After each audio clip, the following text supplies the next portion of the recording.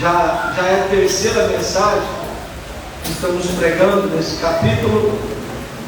Ainda nós temos duas porções para serem meditadas no capítulo 8 de Romanos. Eu estava aguardando, ansiosamente, por esses versículos, que praticamente vai pegar ali no capítulo 14, 15, 16 e o 17.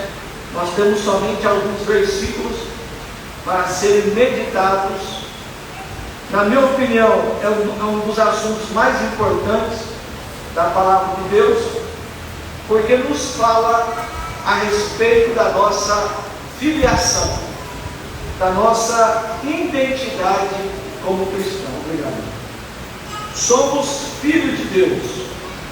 Eu não sei se você já parou, sistematizou, entendeu o que significa ser filho de Deus, o que significa ser adotado na família de Deus, o que significa você ser adotado.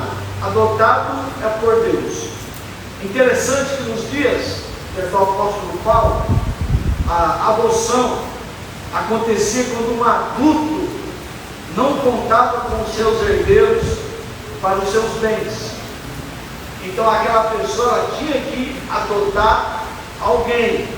Podia ser uma criança, podia ser um jovem, ou podia ser um adulto. No momento em que a doação ocorria, várias coisas se tornavam verdadeiras de imediato em relação ao novo filho. Interessante, né? No momento em que aquela criança era adotada por aquele homem, algumas coisas aconteciam imediatamente. A primeira coisa que acontecia no momento em que a criança era adotada, ou a criança, ou adulto, ou jovem, as suas antigas dívidas e obrigações legais eram saldadas. Olha só, todas as suas dívidas eram saldadas pelo seu pai que lhe adotou. E a mesma coisa nós podemos dizer sobre nós. Quando nós aceitamos a Jesus, quando reconhecemos Jesus como nosso Senhor, as nossas dívidas, as nossas penalidades foram pagas por Cristo. Por isso que ele vai dizer no versículo 1 que não há nenhuma condenação para aqueles que estão em Cristo Jesus. Não tem mais dívida, não tem mais penalidade, porque Jesus nos perdoou de todo o pecado. A segunda coisa que acontecia para aquela criança, o adulto ou jovem que era adotado, se tornava instantaneamente herdeiro de tudo que o pai possuía. Dá para você imaginar? Aquela pessoa que não tinha nada, absolutamente nada, aquela criança que era pobre, repentinamente, depois da adoção, ela se tornava herdeira de toda a herança daquele homem. E a mesma coisa acontece conosco, porque no versículo 17, Paulo vai dizer agora, falando sobre nós, somos filhos, fomos adotados por Deus. Então, se você foi adotado por Deus, somos herdeiros, herdeiros de Deus e co-herdeiros com Cristo. Então agora nós somos herdeiros, agora nós somos co-herdeiros com Cristo Jesus. A primeira coisa, toda a dívida foi paga, toda a penalidade foi saldada. Segunda coisa, que está nos dizendo aqui o nosso texto, agora somos herdeiros. toda a herança pertence a nós. Somos herdeiros e co-herdeiros com Cristo. E a terceira coisa que acontece na questão da adoção, o novo filho tinha as novas obrigações de honrar e satisfazer o pai. Agora tem obrigações, agora tem deveres, assim como nós, como filho de Deus, devemos viver em obediência à sua palavra. Louvado seja o nome do Senhor. Primeira pergunta que eu faço para os irmãos nesta noite: quem são os filhos de Deus? O que significa ser filho de Deus? O que nos torna um filho de Deus? O versículo 14 vai dizer: todos os que são guiados pelo Espírito de Deus são filhos de Deus. Se você é guiado pelo Espírito Santo, logo você é filho de Deus. Todos que têm o Espírito são adotados pelo Pai. Ninguém adotado pelo Pai deixará de ter o Espírito Santo ou de ser guiado por Ele. Se você é filho de Deus, logo o Espírito Santo habita, o Espírito Santo, ele reside em seu coração. Nós somos guiados, nós somos conduzidos. O Espírito Santo, ele pega todo o direcionamento da nossa vida. Isso que significa ser guiado, ser orientado pela pessoa do Espírito Santo. Eu estava pensando comigo, o que significa ser filho de Deus? Então quer dizer que ser filho de Deus é você ser guiado pelo Espírito Santo? Então quer dizer que ser filho de Deus significa que o Espírito Santo habita em você? É somente isso? É uma pergunta que eu fiz para mim mesmo. Mas quando eu estava observando a subsequência dos versículos 13 e 14, eu entendi que tem uma continuação aqui, ó. O que significa ser filho de Deus? E aí nós temos que entender essa subsequência, nós temos que entender a continuação do versículo 13 ao versículo 14. O versículo 13 vai indicar que o Espírito Santo, com o Espírito Santo em nós, com o Espírito Santo residindo em nós, com o Espírito Santo morando em nós, podemos triunfar sobre o pecado em nosso interior. Então, essa é a primeira premissa que nós devemos entender. O que significa ser guiado por Deus? Guiado pelo Espírito Santo. É que pelo Espírito Santo, que vive, que habita em mim, em você, nós temos um poder dentro de nós para vencer o pecado. Segunda coisa, ele explica porque esse grande poder, o poder sobre o pecado, está à nossa disposição. Hoje nós temos uma disposição de vencer o pecado. Afinal, nós somos filhos de Deus. Afinal, agora você não é mais estrangeiro. Agora você não é mais gentil. Agora você é filho de Deus. Ser, portanto, guiado pelo Espírito Santo, deve ser a mesma coisa que mortificar as práticas do pecado. Olha só, meus irmãos, o quanto é importante a gente fazer uma exegese. Exegese significa deixar o texto falar por si mesmo. É o texto que vai dizer, é o texto que vai me comunicar o que a palavra está dizendo. Então, você pega o contexto dos dois versículos, 13 e 14, e vai entender que viver de acordo com a vontade de Deus é você mortificar, é você fazer morrer as práticas do pecado, é você fazer morrer o homem velho. Em outras palavras, somos guiados para odiar as coisas que o Espírito odeia. Somos guiados por Deus. Para quê? Não fazer aquilo que o Espírito Santo odeia.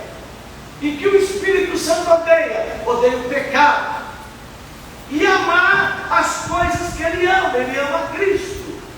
Então, quando eu sou guiado por Deus, dirigido pelo Espírito Santo, eu procuro mortificar o velho eu. Assim, somos guiados pelo Espírito Santo. Parou aqui? Não parou. Ainda tem uma ressalva.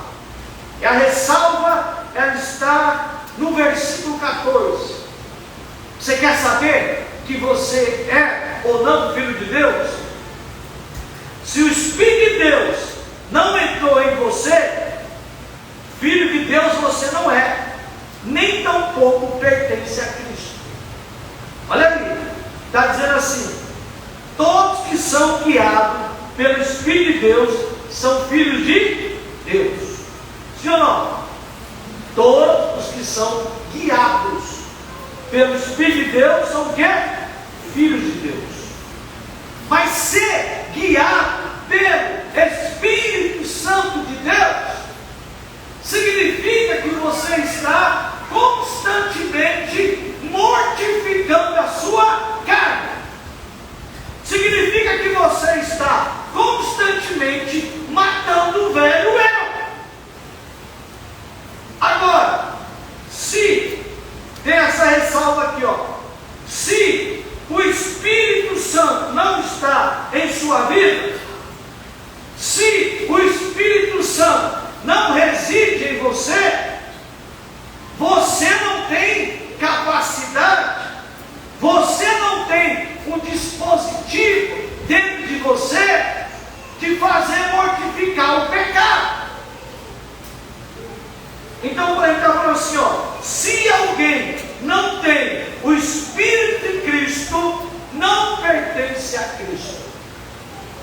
Somente aquele, Paulo está dizendo aqui para nós, somente aquele que consegue, pelo poder do Espírito Santo, mortificar o pecado, esse é filho de Deus. Esse é nascido de novo. Esse tem a presença de Deus em sua vida. Mas aquele que não mortifica o pecado, aquele que não faz morrer o velho homem, o Espírito Santo não habita nele. O Espírito Santo não faz morada na vida dele. Isso que significa ser conduzido, ser guiado pelo Espírito Santo de Deus. Olha só, o versículo 15 do capítulo 8 vai dizer que os cristãos receberam o Espírito de adoção. O que significa isso? Um Espírito de adoção. Adoção do grego significa filiado. Você foi filiado a Deus.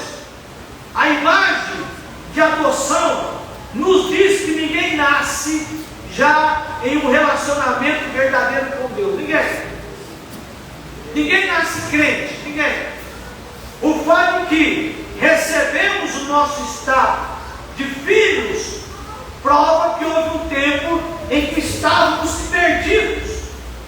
Não somos filhos naturais, antes éramos órfãos e escravos. Eu fico vendo os católicos. Os católicos, eles batizam as crianças pequenas, e eles acreditam, né, que o batismo é um sacramento. Então, o fato da pessoa ter sido batizada, né, pequena, e depois passa pelo processo de crisma, aquela coisa toda, já é um filho de Deus. Não é. Filho de Deus tem que nascer de novo. Ninguém nasce filho de Deus. É um estado que você ganha, é um estado que você recebe a partir do momento que você confessa que Jesus Cristo é o teu Senhor, que Jesus Cristo manda na sua vida. Então a primeira coisa é o status que você recebe como filho de Deus. Nenhum adolescente que cresceu nessa igreja, nenhum jovem que cresceu nessa igreja pode dizer: não, eu sou crente desde quando eu nasci. Não. Em algum momento da sua vida, você fez uma decisão. Você teve que fazer uma decisão pessoal, de aceitar, de reconhecer Jesus como Senhor e Salvador da sua vida. Eu fui criado também na igreja, mas quando eu estava na minha adolescência, eu entendi que eu precisava nascer de novo.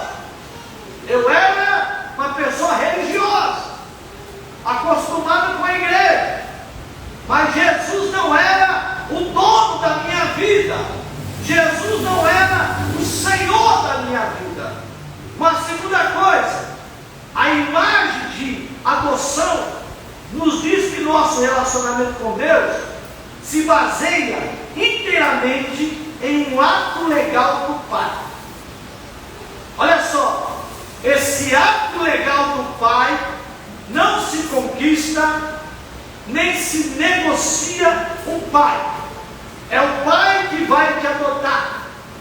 Não é você que vai escolher um pai para ser o teu pai. Não, é o pai que vai te adotar. É Deus que vai te adotar. É um ato de graça.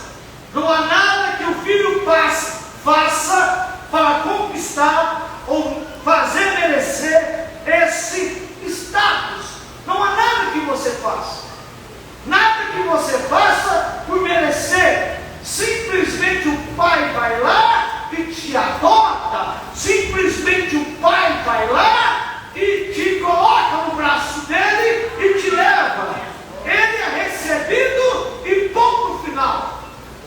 O pai foi lá, o pai te adotou, o pai te escolheu. Em terceiro lugar, muitos afirmam assim, já vi muitas pessoas dizerem: todos os seres humanos são filhos de Deus. Será? Uma pergunta que eu faço aqui para a igreja: será que todos os seres humanos são filhos de Deus?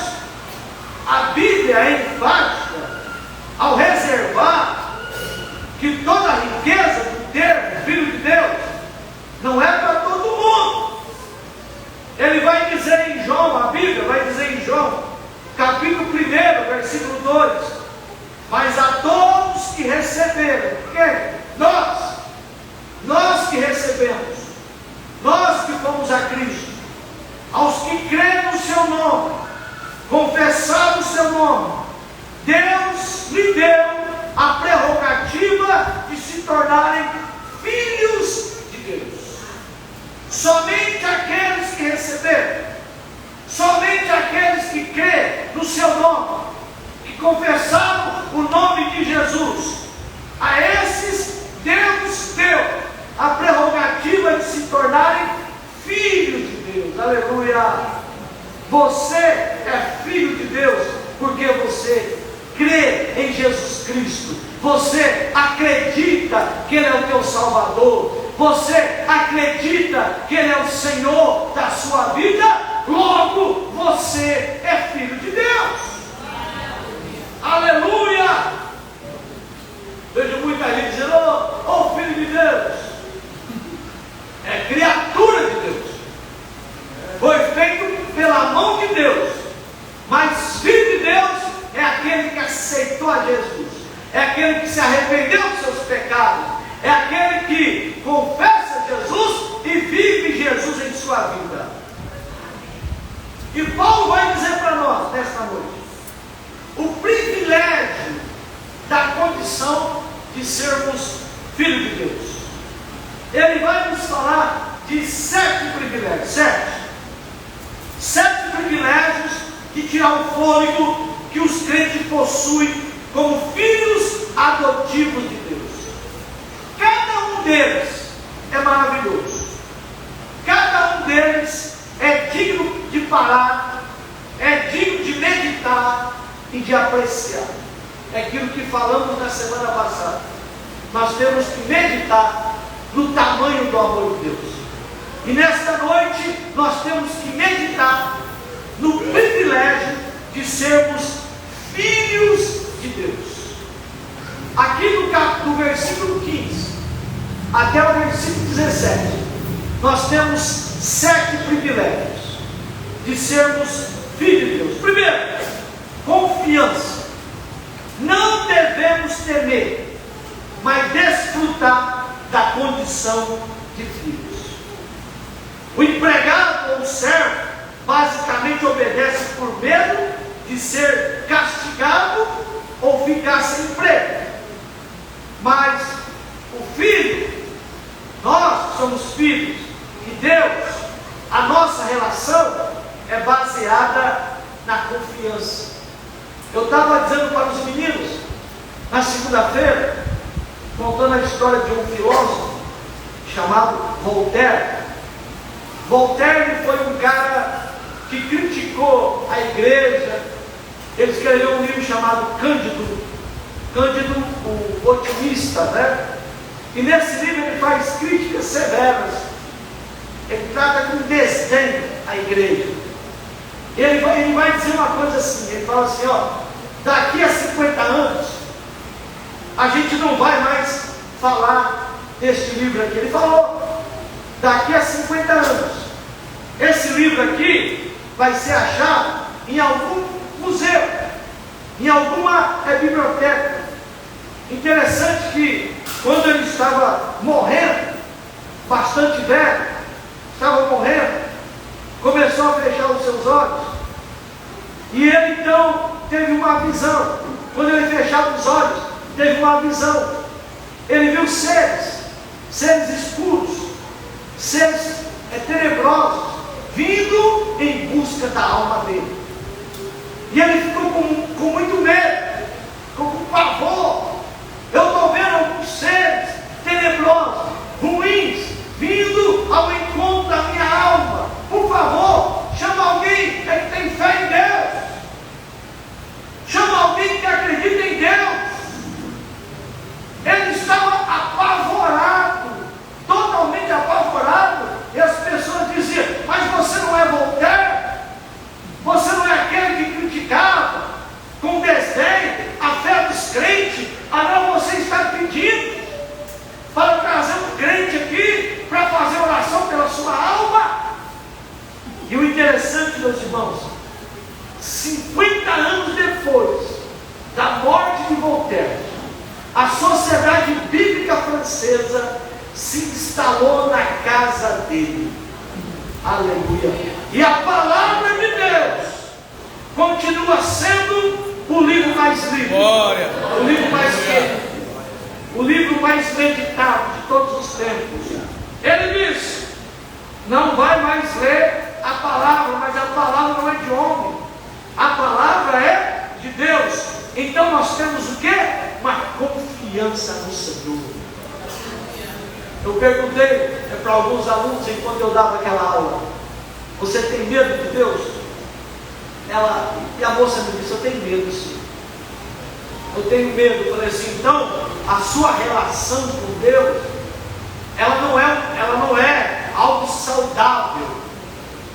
aquele que é filho de Deus, olha só, aquele que é filho de Deus, ele tem confiança em Deus, ele confia em Deus, ele tem uma parceria com Deus, louvado seja o nome do Senhor. Ele não tem medo de Deus, ele não tem pavor de Deus, ele se relaciona com Deus, ele fala com Deus, ele vive com Deus, é uma relação de confiança.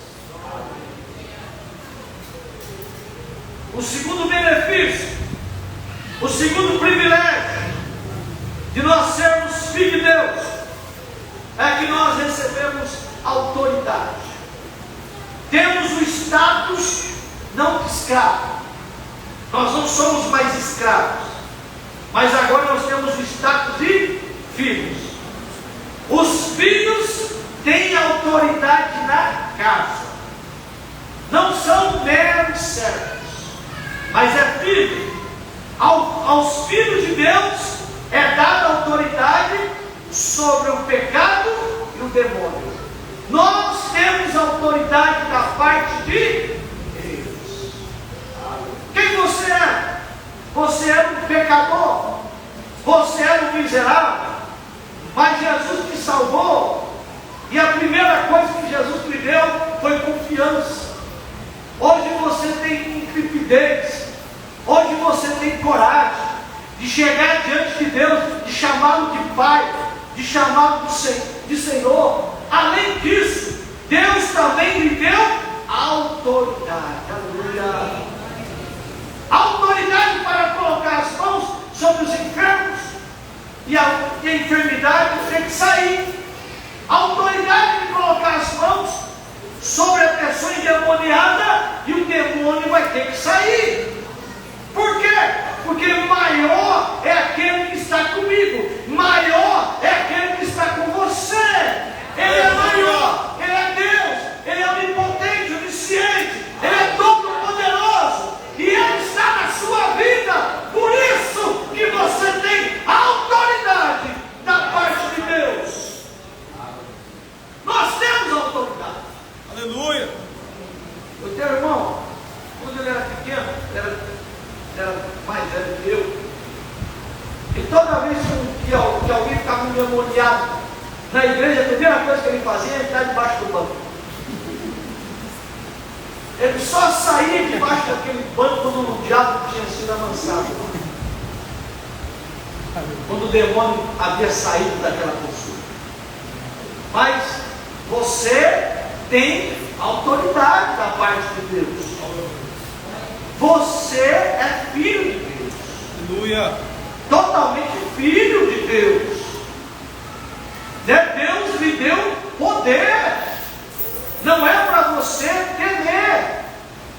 Além de nós termos a confiança em Deus, além de nós termos a autoridade da parte de Deus em nossas vidas, uma outra coisa que nós temos como filho de Deus, sabe o que é? Intimidade. Intimidade com Deus. Espírito pelo qual clamamos Abba Pai. Abba era uma expressão da maior intimidade.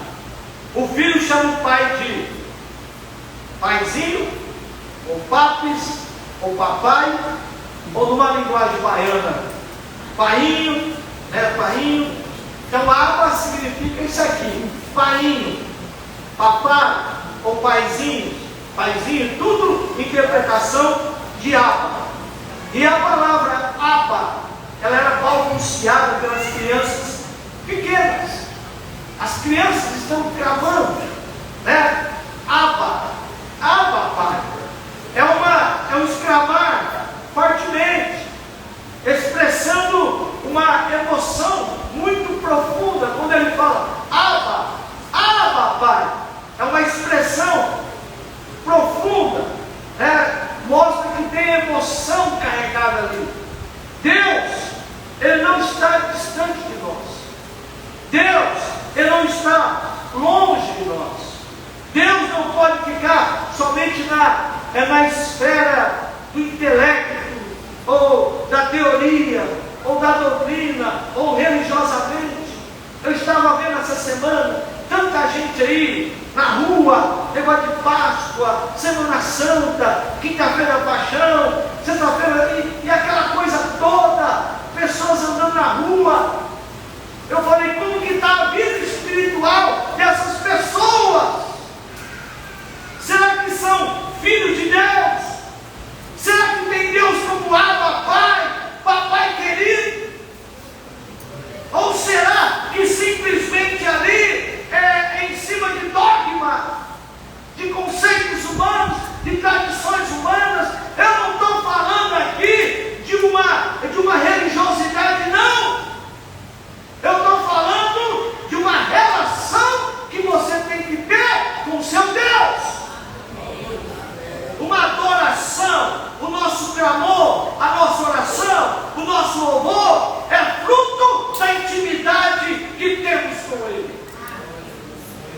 Às vezes você chega em determinadas igrejas, só tem reza, reza e mais reza. Eu não estou falando de reza, não estou falando de oração decorada, não. Eu estou falando aqui de você chamar Deus de Abba, Pai, Papai querido, Paizinho da minha vida, o Deus que eu amo, o Deus que vive em mim, o Deus que habita em mim, o Deus que me guia, o Deus que é o meu refúgio, o Deus que é a minha fortaleza, o Deus que é o meu norte, o Deus que é a minha bússola, o Deus que está dentro de você, intercedendo por você. Aleluia. Você está dizendo, Abba, Pai, aleluia. Ele é Abba. Tem gente que teve muita dificuldade com seu pai. Eu fui um deles. Aleluia. Muita dificuldade de relacionamento com o pai. Eu tinha temor do meu pai, tinha medo do meu pai. Toda vez que meu pai ia chegar em casa, a minha mãe falava, teu pai vai chegar. Eu vou falar tudo para ele que você fez. Eu ficava quase 2 dias fora de casa, para não apanhar. Medo, o tempo todo eu tive medo. Nunca tive uma intimidade. Não me lembro de pequeno, ser pegado no colo, nada disso. E às vezes a gente projeta esse tipo de comportamento que nós temos com o nosso pai terreno, é para Deus. E para mim foi muito difícil entender, compreender. Mas teve uma fase na minha vida que eu estava sozinho e que eu tive um encontro com Cristo. E eu fui conhecê-lo como meu Pai, como meu Deus. Eu fui tendo intimidade com Ele, afeto com Ele, falando com Ele, aleluia. E eu entendi que não tinha nada a ver o comportamento que eu tinha com meu pai terreno com o comportamento que eu havia adquirido com meu Deus. Segunda coisa, o próprio Espírito dá testemunho, o nosso Espírito, de que somos o quê? Filhos de Deus. O Espírito, presta atenção aqui, meu irmão. O Espírito dá testemunho com o nosso Espírito de que nós somos filhos de Deus. Quando clamamos a Deus como Abba, o Espírito de Deus, de algum modo, se coloca ao nosso lado. Quando você fala assim, Abba, Pai, Abba, Pai, naquele momento que você chama Deus de Abba, de Paizinho querido, o Espírito Santo, ele se coloca ao lado. É a mesma ideia de Paracletos. É aquele que se coloca ao lado, ao nosso lado, o nosso Consolador, e nos dá a garantia de que pertencemos de verdade à família de Deus. O Espírito dá testemunho com o meu Espírito, com o teu Espírito, que você é filho de Deus, filho amado de Deus, filho querido de Deus. Como sabemos que somos filhos de Deus? Paulo diz que o Espírito Santo aleluia, o Espírito Santo, ele testifica, junto do nosso espírito, de que somos dele, filho dele. Sabemos que confiamos em Cristo, temos suas promessas, vemos nossas vidas sendo transformadas pelo poder de Deus. Isso tudo é um testemunho, testificando que verdadeiramente. Um dia eu me lembro que um novo convertido me procurou e me disse assim: ô pastor, eu estou com uma dúvida terrível. Falei: qual é a sua dúvida? É que hoje eu fui no culto, era um domingo à noite, e eu não senti nada.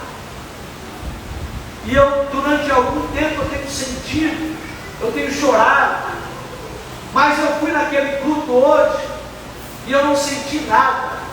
Será que Deus deixou de me amar? Ele me perguntou. Será que Deus deixou de me amar? Será que eu não sou filho de Deus? Então eu disse assim para ele: nada disso. Você é filho de Deus.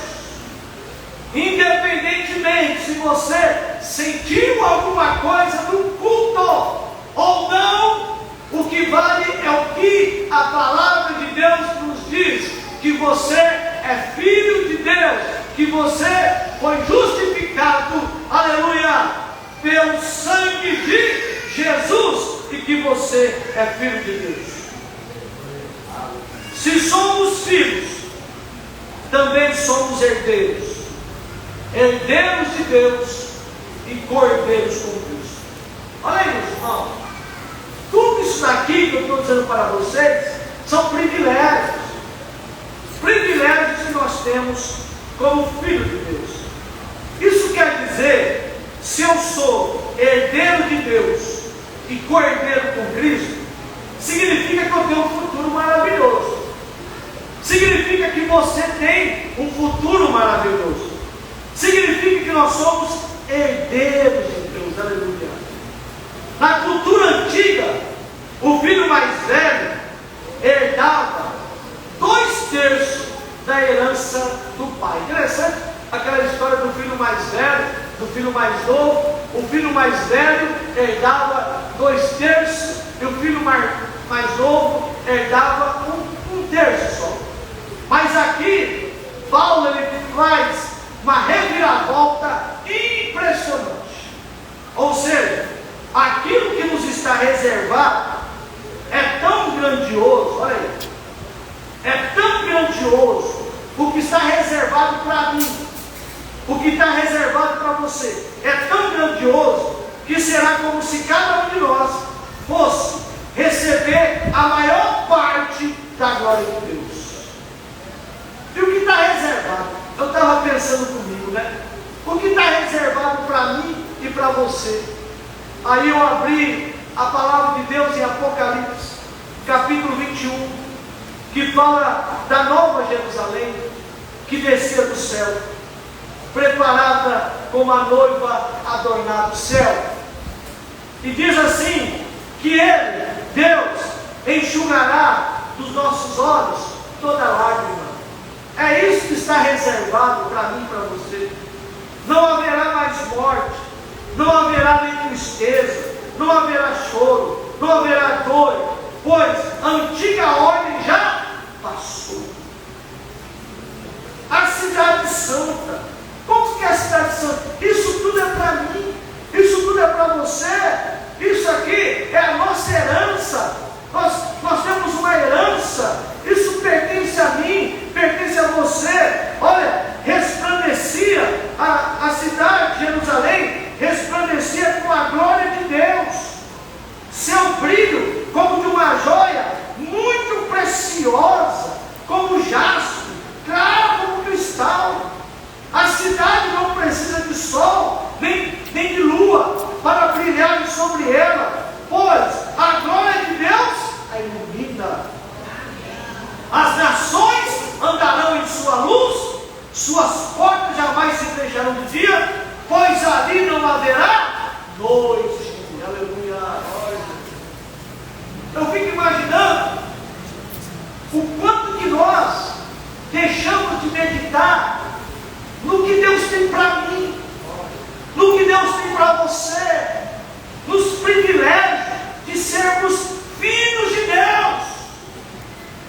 Eu sou filho de Deus, você é filho de Deus, nós somos herdeiros de Deus, co-herdeiros com Cristo, nós temos uma herança, nós vamos andar em cima de ruas de ouro e de cristais. Você já imaginou essa ideia de você andar em cima de ouro? Andar em cima de ouro. Quem achasse que qualquer pepita de ouro aqui, se alguém achar qualquer pepita de ouro, vai ficar estonteante. Eu achei uma pepita de ouro, eu achei uma pedra de ouro, e todo mundo sabe que o ouro ele é valiosíssimo, é o minério mais valioso que tem na face da terra, não perde o seu valor por nada. Agora, o texto está dizendo para nós que nós andaremos por ruas de ouro, pisaremos no ouro, lá no céu. O ouro não terá o valor que tem aqui. Uma outra coisa, disciplina. Se somos filhos de Deus, também somos herdeiros. Se é certo que sofremos com Ele, também o Filho de Deus ele tem que passar pela disciplina. Deus disciplina os seus filhos. Em Hebreus diz assim, tínhamos nossos pais terrenos para nos disciplinar, mas Deus nos disciplina para o nosso bem. Um dia eu me lembro que a minha filha teve que tomar uma vacina, e ela tinha que tomar aquela vacina, era uma febre que não passava por nada, e o médico, muito meticuloso, falou assim: olha pai, eu vou ter que dar aquela vacina, eu vou ter que dar. Eu tentei, eu pensei, usei tal remédio, mas não deu certo, vou ter que dar aquela vacina. Aí eu me lembro que eu estava lá na farmácia, para a vacina ser aplicada na minha filha, e ela dizia: papai, me ajuda, a vacina era imensa, dolorida, mas eu dizia assim para ela: mas você precisa tomar essa vacina, você precisa melhorar, você precisa sarar. É a mesma coisa quando acontece uma disciplina na minha vida, está doendo, está difícil, mas Deus ele tem coisa melhor para mim, Deus tem coisa melhor para você. É por isso que nós precisamos passar pela disciplina de Deus. É importante a gente enfrentar a disciplina de Deus, porque nós melhoramos na disciplina. Eu vejo determinadas crianças, que eu sou professor, que não sabem muito o que é disciplina. Na disciplina você evolui, na disciplina você melhora como filho de Deus. Aleluia. Semelhança familiar, sofremos com Ele. Os cristãos sofrerão, não apenas nas dores deste mundo que todas as pessoas enfrentam, mas especificamente porque são irmãos e irmãs de Cristo. Cristo sofreu rejeição, porque Ele falou sobre o juízo, Ele ofereceu a salvação por si mesmo, e a igreja também, os cristãos sofrerão por causa do nome de Cristo. Aleluia. Atos capítulo 4 vai dizer que João e Pedro foram perseguidos por causa do nome de Cristo, mas eles glorificaram a Deus pelo fato de sofrerem pelo nome de Cristo, por estar falando do amor de Cristo. Louvado seja o nome do Senhor. E a conclusão: dois espírito, vamos ver de que lado você encaixa aqui, só para a gente fechar essa mensagem. Tem o espírito de escravidão para vos reconduzir ao temor e deu pedir a adoção que nós recebemos. São duas maneiras pelas quais podemos abordar a vida como cristão: como escravo ou como filho. Eu me lembro que havia uma frase no período medieval que dizia assim: ó Senhor, se eu estou na sua presença por causa do céu, não me dê o céu. Olha aí, Senhor, se eu estou na sua presença por causa do inferno, que eu tenho medo é do inferno, que me jogue no inferno. Agora, se eu estou na sua presença por causa daquilo que tu és, me receba, Senhor. Receba a minha alma, porque o meu interesse é a tua pessoa. Então, que tipo de vida você vive? Você vive na escravidão ou você vive no espírito de adoção? E eu então pensei na história do filho pródigo. A história do filho pródigo, ela me ensina que tipo de espírito eu posso viver. Por exemplo, ele rejeita a família, ele sai a esbanjar toda a sua herança em uma vida desordenada, até que ele caiu em si. Ele cai em si, ele reconhece o próprio pecado, ele resolve voltar para casa, mas não tem nenhuma expectativa de ser digno ou de ser chamado filho do pai.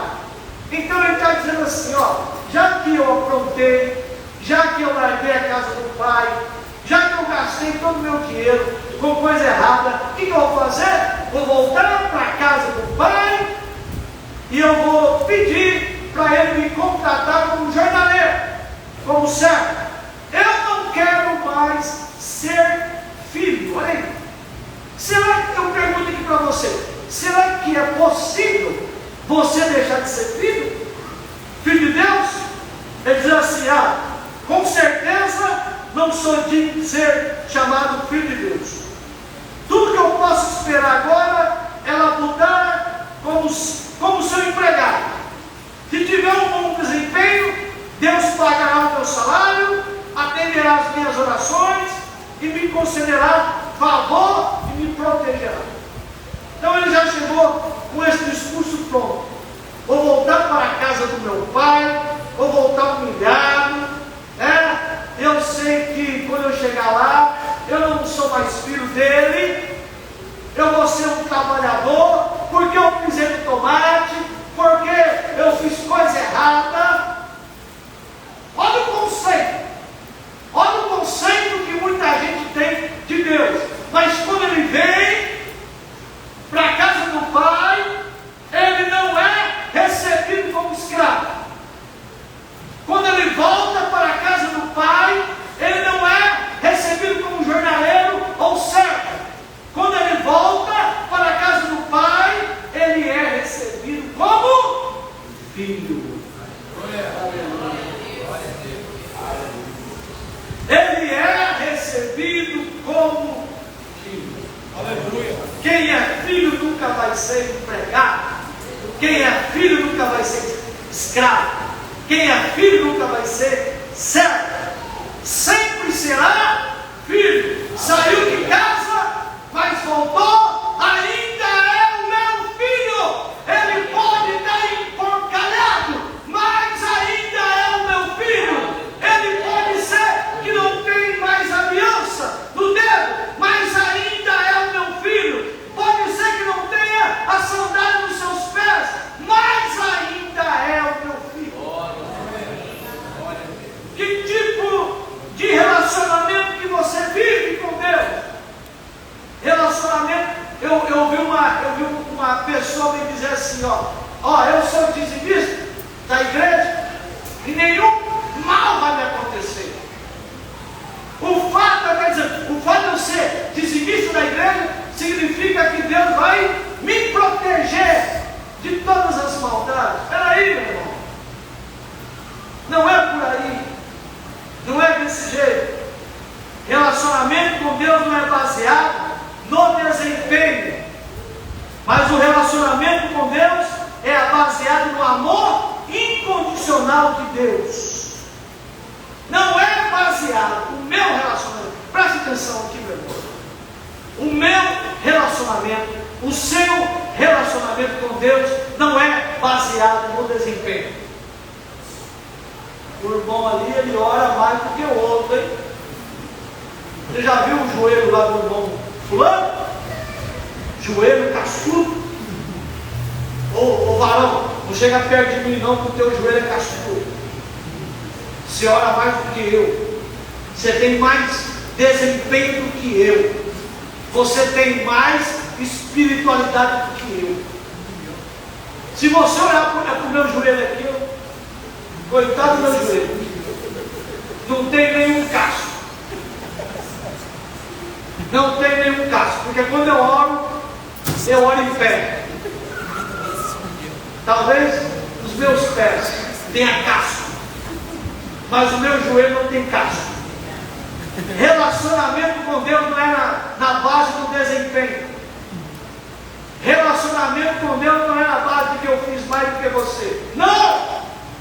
Relacionamento com Deus é na base da confiança que você tem nele. É na base do relacionamento que você tem com ele. Tem gente que fala assim, ó, minha coroa, já viu uma irmã falando assim para mim, pastor, a minha coroa tem mais pedrinha do que a coroa da irmã lá, sabia? É mesmo, irmã? É. Mas por que a tua coroa tem mais pedrinha do que pastor, eu levanto de madrugada, eu oro. Quem quer saber que você ora de madrugada? O que Jesus fala? Para você falar para todo mundo que você ora de madrugada? Sim? Hã? Não fala isso não. Fala para você fechar a tua porta. Sim ou não? Fecha a tua porta no teu quarto e fala com Deus em secreto. E o teu pai, ele vai te... Hoje eu acordei de madrugada, eu orei. Aí fala para todo mundo. E daí? Eu não preciso dizer para você que hora que eu acordei. A minha espiritualidade é com Deus. A minha espiritualidade é vertical. O meu relacionamento tem que ser o quê? Vertical. É vertical com Deus. Eu tenho os meus devocionais com Deus. Eu tenho as minhas orações com Deus. Eu preciso de orar. Eu preciso de ler a Bíblia para ficar de pé. Aleluia. Então, meus amados, você vive em que espírito? O espírito de relacionamento com Deus? Ou você vive no espírito de escravidão? Que tipo de espírito você vive? Então Deus abençoe a vida de cada um de vocês nesta noite. Que você possa desfrutar dos privilégios, dos 7 privilégios que nós vimos aqui, de sermos filhos de Deus. Aleluia. Então vamos orar, vamos buscar a face do Senhor nesse momento.